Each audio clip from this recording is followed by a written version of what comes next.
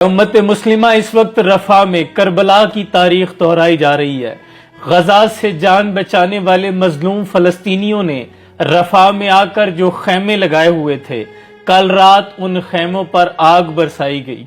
ہماری مسلمان بہنوں بیٹیوں کو زندہ جلا دیا گیا، کتنے معصوم بچوں کو زندہ جلا دیا گیا ہے، اور تمام امت ابھی بھی خاموش تماشائی ہے۔ تو جان لو کہ اسی طرح ہوا تھا کربلا میں۔ اب کوئی یہ سوال نہیں کرے گا کہ اہل کوفہ کیسے خاموش رہے جب امام حسین کے گھرانے کو شہید کیا جا رہا تھا۔ بالکل ایسے خاموش رہے جیسے آج ہم خاموش ہیں۔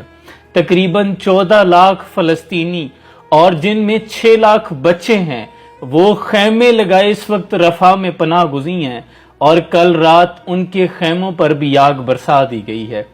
ابھی بھی خاموش تماشائی بنے صرف تماشا دیکھتے رہو، اور آج بھی بدقسمتی سے میرے ملک میں اسلامی جمہوریہ پاکستان میں ممبروں پہ بیٹھ کر صرف قرآن کے فضائل جمعے کے خطبے میں بیان کیے جائیں گے، رفح کے مظلوم فلسطینیوں کی بات نہیں کی جائے گی، جبکہ وہاں خیمے جل رہے ہیں، بستیاں جل رہی ہیں، امت مسلمہ جل رہی ہے، اور حضور نے فرمایا تھا تمام امت مسلمہ ایک جسم کی مانند ہے۔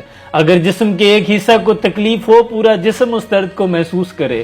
رب کعبہ کی قسم، اس بچے کے الفاظ اٹھتے بیٹھتے کانوں میں گونجتے ہیں، روح کانپ جاتی ہے، جس نے کہا تھا کہ میں رسول اللہ سے جا کر شکایت کروں گا۔ کس منہ سے بروز محشر حضور اکرم صلی اللہ علیہ وآلہ وسلم کا سامنا کریں گے؟ کم از کم ہم بول سکتے تھے ان کے حق میں، وہاں جا کر لڑنے کی طاقت تو ہم میں نہیں، لیکن ارباب اختیار کو یہ تو باور کرواتے کہ خدا کے لیے تمہیں ہم نے وہ طاقت بخشی ہے، تمہیں ہم نے سپورٹ کیا ہے، آج تمہارے پاس طاقت ہے، وہ طاقت وہاں استعمال کرو۔ یہ کس لیے رکھی ہوئی ہے؟ اپنے حق کے لیے بولو۔